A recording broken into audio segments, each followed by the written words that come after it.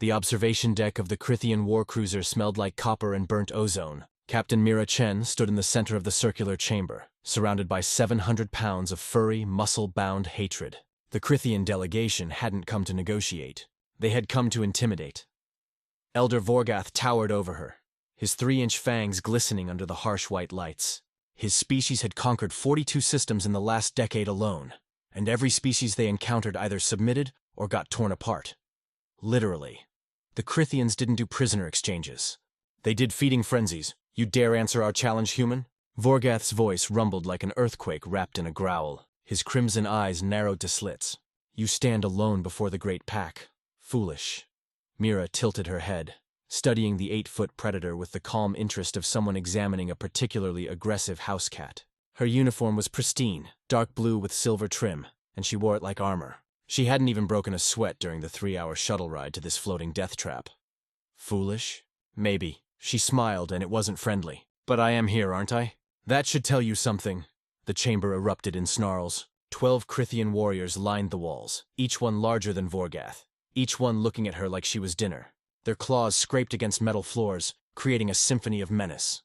The sound design alone would have made a horror director weep with joy. The human thinks she has courage. One of the warriors barked. She will learn what courage tastes like when we gnaw it from her bones. Laughter. Dark, throaty, predatory laughter that bounced off the curved walls and seemed to come from everywhere at once. Mira's smile didn't waver. If anything, it grew wider. You know what's funny? She took a step forward and several of the warriors flinched. Actually flinched. You invited me here to scare me, to make me run back to Earth and tell everyone that humanity should surrender without a fight. That the Krythian Great Pack is unbeatable. It is, Vorgath snarled. We have ended civilizations older than your pathetic species. We have hunted prey across 1,000 worlds. What are you but soft-skinned weaklings who hide behind machines? Oh, we definitely hide behind machines. Mira's voice took on a conversational tone, like she was discussing the weather. Machines are wonderful. They do the heavy lifting. They calculate trajectories. They keep our coffee warm during long space flights. Very useful machines. She paused, letting the silence stretch. But you didn't bring me here to talk about machines, did you? You brought me here because 3 of your hunting parties disappeared near the terminus belt. Vanished without a trace. And you want to know where they went. The temperature in the room seemed to drop 10 degrees. Vorgath's lips peeled back, revealing even more teeth. Nature really went overboard with the Krythian dental plan. Those were cubs, inexperienced younglings on their first hunt. We demand you return them, or we will tear your homeworld apart and feast on your young. Cubs, Mira repeated the word slowly, tasting it. You call them cubs. That's adorable. Really. It is. One of the warriors lunged forward, stopping just inches from her face. His breath smelled like rotting meat and bad decisions. Mock us again, human, and I will paint these walls with your entrails. Mira didn't blink, didn't step back, didn't do anything except look up at the creature with those dark, knowing eyes. Your cubs attacked a mining colony. 17 families. Kids, mostly. The youngest was 4 years old. Her voice stayed level, but something sharp entered it. Something cold. They didn't attack military targets. They attacked civilians who couldn't fight back. And they recorded it. Broadcast it across 3 systems like it was entertainment. As is our right, Vorgath roared. The strong devour the weak. This is the law of the universe. Funny thing about laws. Mira reached up and slowly began unbuttoning her jacket. They're different depending on where you are. Your law says the strong eat the weak. Our law? She slipped the jacket off her shoulders, revealing arms covered in thin, silvery scars. Our law says you don't touch our kids. The jacket hit the floor with a heavy thud. Too heavy for just fabric. Vorgath's eyes widened slightly. What did you do to our cubs? Me? Nothing. Mira rolled her shoulders, and the scars on her arms seemed to shimmer in the light. I wasn't anywhere near the terminus belt when they disappeared. I was on Earth, enjoying a very nice sushi dinner. California rolls, extra wasabi, delicious. Then who? The elder's voice dropped to a dangerous whisper. Who took them? Who said anyone took them? Mira's smile turned sharp. Maybe they're still there. Maybe they found something they weren't expecting. Maybe they learned that humans aren't the soft-skinned weaklings you thought we were. She began walking in a slow circle around Vorgath, and the predator turned to track her movement. The other warriors tensed, unsure whether to attack or wait for orders. See, you made a mistake. A big one. Mira's voice took on a lecturing tone. You assumed we were prey. You looked at us and saw creatures without claws, without fangs, without fur to protect us from the cold vacuum of space. And you thought, these are weak. These will be easy. She stopped directly behind Vorgath, and her voice dropped to barely above a whisper. But you forgot to ask the most important question. What question? Vorgath spun around, towering over her. If we're so weak, so helpless, so easy to kill. Mira looked up at him, and her eyes held something ancient, something hungry. Then how did we become the apex predators of our planet? The silence that followed was absolute. We didn't evolve claws, so we made knives. We didn't evolve fangs, so we sharpened sticks. We didn't evolve thick hides, so we made armor. And when all of that wasn't enough, she spread her arms wide. We made guns, missiles, nuclear weapons. We made things that could crack planets open like eggs because we got really, really good at killing. One of the younger warriors snarled, "Weapons do not make you warriors. Technology is the crutch of the feeble." "You're right," Mira nodded agreeably. "Technology is a crutch. That's why I didn't bring any." She reached up and tapped something on her neck. There was a soft click, and suddenly every screen in the observation deck lit up with the same image. A dark facility, stone walls, cages, and inside those cages, 3 Krythian cubs huddled together, their eyes wide with fear. There they are. Mira gestured to the screens. Alive, healthy, well-fed, probably better treated than they deserved, considering what they did to those families. Vorgath's roar shook the entire chamber. "Where?" "Proxima Station. Medical research facility. Don't worry, we're not torturing them. We're studying them, learning. That's what humans do best. We learn," she paused. "We also remember. Every single thing." The elder advanced on her, murder in his eyes. "You will return them, or I will kill you where you stand and then hunt down every human in the galaxy." "Go ahead." Mira stood her ground, arms loose at her sides. "Kill me. Let's see what happens." Vorgath's clawed hand shot out, grabbing her by the throat and lifting her off the ground. His grip could crush steel. His claws dug into her skin, drawing blood. And Mira laughed. It started as a chuckle, low and dark, then grew into full-throated laughter that echoed through the chamber. "What is so funny?" Vorgath shook her like a rag doll. "You are." Blood trickled down her neck, staining her white shirt. "You think you're the first predator I've faced? You think you're special? Scary?" Her voice came out strangled but steady. "I've been hunted by humans, Vorgath. Do you understand what that means? I survived my own species." She grabbed his wrist with both hands, and something in her grip made the elder hesitate. "We spent 100,000 years hunting each other, killing each other, finding new and creative ways to end each other. And the ones who survived? The ones who thrived?" Her eyes locked onto his. "We're the ones standing here right now." Vorgath threw her across the room. She hit the wall hard enough to crack the metal, slid down, and pushed herself to her feet. Blood dripped from her nose, her lip was split, and she was still smiling. "Last chance, human." Vorgath's voice shook with rage. "Return our cubs, or face the full might of the great pack." Mira wiped blood from her mouth with the back of her hand. "Counteroffer. Leave human space, now, forever. Take your cubs, take your warriors, and never come back. Because if you don't," she took a step forward, "we won't just fight you. We'll study you. We'll learn everything about you. Your biology, your culture, your weaknesses. And then we'll make weapons specifically designed to kill you." She took another step. "We'll make your own bodies turn against you. We'll create viruses that only target Krythian DNA. We'll build machines that hunt you across the stars. We'll become your nightmare, Vorgath. And the worst part? She was right in front of him now, barely reaching his chest. We'll do it while smiling, because that's what humans do. We take the impossible, we break it down, we figure it out, and we make it our weapon." The elder stared down at her, and for the first time in his long life, uncertainty flickered across his face. "Your cubs are being released as we speak. They'll be dropped at the edge of Krythian space with a message." Mira's smile finally faded. "Touch human colonies again, and we won't capture the next hunting party. We'll dissect them, slowly, while they're still alive. Not because we're cruel, but because we're curious. We'll want to know what makes you tick, what makes you scream, what makes you break." She turned and walked toward her jacket, picked it up and slung it over her shoulder. The weight in it shifted audibly. "One more thing." She paused at the door, looking back at the assembled warriors. "You call yourselves the Great Pack. You pride yourselves on being the apex predators of the galaxy. But we have a saying on Earth. Want to hear it?" Nobody answered. "There's always a bigger fish." She keyed the door open. Or in this case, a smaller, angrier, more vindictive species that learned how to make fire and decided everything else was negotiable. The door slid shut behind her, leaving 12 warriors and 1 elder standing in stunned silence. The shuttle back to human space felt longer than the journey there. Mira sat in the pilot's seat, flying manually even though the autopilot could have handled it. Her hands moved across the controls with practiced ease, but her mind was elsewhere. 3 days ago, she had been a diplomat. Now she was something else entirely. Something harder. The comm system chirped. She tapped it open without looking. Chen to command. Package delivered. Message received. Returning to base. Static crackled for a moment before Admiral Kovac's gruff voice filled the cabin. How did they take it? About as well as expected. Lots of posturing. Lots of threats. 1 minor assault. She touched her neck where Vorgath's claws had broken skin. The bleeding had stopped, but it would scar. Another line to add to the collection. I give them 12 hours before they send a response fleet. And if they do? Mira's fingers tightened on the controls. Then we show them what humans do when we stop being polite.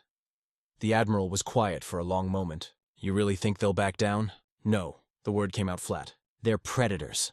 Backing down isn't in their nature. But I've given them something to think about. Whether they're smart enough to think about it is another question.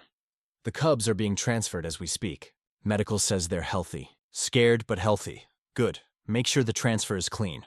No tricks, no hidden trackers. Just drop them at the border and let them go home. Mira adjusted course slightly, avoiding a debris field. We're not monsters. We're just better at it than they are when we need to be. Kovac chuckled, dark and tired. You sound like your father. Yeah. Well, he taught me everything I know about dealing with things that want to eat me. She allowed herself a small smile, including how to smile while planning their extinction. The comm clicked off, leaving Mira alone with the hum of the engines and her thoughts. She thought about the families on that mining colony. Thought about the 4-year-old kid who would never see his 5th birthday because some alien cubs wanted to prove how tough they were. Thought about the recordings they had broadcast, the screams they had treated as entertainment. Her jaw clenched. People back on Earth thought she was cold. Calculated. Some called her ruthless. They weren't wrong, but they didn't understand that sometimes the only way to stop monsters was to show them a bigger monster, to make them afraid, to teach them that humans were not prey, no matter how soft and squishy they looked on the outside. The shuttle's proximity alarm beeped. 3 ships were approaching fast from the Krythian territory. Warships, by the look of their signatures. Mira's hand moved to the weapons console, then stopped. Wait for it. The ships closed to weapons range. Targeting locks activated. Mira could see them on her scopes. 3 predators circling, trying to decide if she was worth the risk. Her finger hovered over the comm button. And then, slowly, the ships peeled away. One by one they turned and burned back toward their own space, leaving her shuttle alone in the void. Mira let out a breath she hadn't realized she was holding. Smart. She keyed the engines to full burn. Maybe you're not as stupid as you look. 6 months later, the Krythian Great Pack formally requested diplomatic relations with Earth. The request came through official channels, complete with elaborate apologies and promises of non-aggression. Vorgath himself delivered the message, his pride visibly bruised but his survival instincts intact. Mira watched the broadcast from her office on Proxima Station. The medical facility behind her was empty now, the cages dismantled, the research data filed away in secured databases. She had meant every word she said on that warcruiser. If the Krythians had pushed, humanity would have pushed back harder. Much harder. But they hadn't. They had learned. Captain Chen? Her assistant poked his head through the door. Young kid, fresh out of the academy, still idealistic enough to think diplomacy was about making friends. The council wants your recommendation on the Krythian proposal. Mira turned from the window, her scarred arms crossed over her chest. Tell them to accept. With conditions. What conditions? First, any Krythian ship entering human space will be tracked. Constantly. Second, any attack on human civilians will result in immediate and total war. Not a police action. Not a peacekeeping mission. War. She paused, making sure he was writing this down. Third, they agree to joint military exercises. We teach them our tactics. They teach us theirs. Mutual understanding leads to mutual respect. The assistant looked up confused. You want to train with them? After what they did? Especially after what they did. Mira's expression softened slightly. Keep your friends close and your enemies closer. If we're working together, we can watch them, learn from them, and make sure they remember why they decided not to fight us in the first place. He nodded slowly, still not quite understanding, and left to deliver her recommendations. Mira turned back to the window, watching ships come and go from the station. Cargo haulers, science vessels, the occasional military patrol. Human space was growing, expanding, reaching out into the galaxy with careful optimism. And now, because of what happened in that observation deck, they could do it a little safer, a little stronger. Her comm pinged. Private channel, encrypted. She tapped it open. Chen here. Mira. Her father's voice was warm despite the distance between them. Heard about the Krythian situation. Nice work. Thanks, Dad. I used the smile. He laughed. The smile works every time. Shows them you're not afraid. That's half the battle right there. What's the other half? Being actually dangerous. His voice turned serious. Which you are. Don't forget that. Don't let anyone make you feel bad about it. The galaxy is full of predators, kiddo. Sometimes the best thing you can do is be the scariest thing in the room. Mira smiled. Real and genuine this time. Love you, Dad. Love you too. Stay safe out there. The comm clicked off. Mira stood alone in her office, looking out at the stars, thinking about the future. The Krythians would honor the treaty, at least for now. Other species would hear about what happened and think twice before testing humanity. The galaxy would keep spinning, full of dangers and opportunities in equal measure, and she would be ready. Always ready, because that's what humans did. They adapted. They survived. They thrived. And when pushed, they pushed back hard enough to leave a mark that lasted generations. She picked up her jacket from the back of her chair, felt the weight of it, and smiled. The scars on her arms caught the light from the window, each one a story, each one a lesson learned. The galaxy was a dangerous place. But it had never met anything quite like humanity before. And that, Mira thought as she headed out for her next assignment, was going to make things very interesting. Somewhere in Krythian space, Elder Vorgath was making the same calculation. He looked at the treaty document on his desk, looked at the recording of his encounter with the human female, and made a decision. The Great Pack would adapt. They would learn. They would become stronger through this alliance. But deep down, in a place he would never admit to anyone, Vorgath felt something he had never experienced before in his long life as a warrior. When he thought about those dark eyes staring up at him, when he remembered that smile covered in blood, when he recalled her calm voice promising extinction, he felt something primal and instinctive. He felt fear, and perhaps, he thought, that was the point. Perhaps that was the lesson the humans wanted to teach. That fear was not weakness. That recognizing a superior predator was not surrender. That sometimes, the smartest thing a warrior could do was know when to walk away. The Great Pack would survive. They would grow stronger. But they would do it on human terms now, whether they liked it or not. Back on Proxima Station, Mira Chen stepped onto a shuttle bound for Earth. She had meetings to attend, reports to file, a whole bureaucratic nightmare of paperwork explaining exactly how she had prevented a war by threatening a worse one. But first, she was going to get some sushi. California rolls, extra wasabi, just like last time. She deserved it. The galaxy kept spinning. Humans kept expanding. And somewhere in the dark between the stars, other species watched and wondered. Wondered if humanity was prey or predator. Wondered if they should approach with friendship or caution. Wondered what would happen if they made the same mistake the Krythians had made. The answer was simple, really. The answer was written in scars and blood and diplomatic treaties signed under duress. The answer was in every human who smiled at danger and took off their jacket to show what was underneath. The answer was that humanity was whatever it needed to be. Diplomat or warrior. Scientist or soldier. Friend or nightmare. Whatever the situation required, humans would adapt to it, overcome it, and make it their own. That was what made them dangerous. Not their weapons or their technology or their clever tactics. What made them dangerous was their refusal to give up.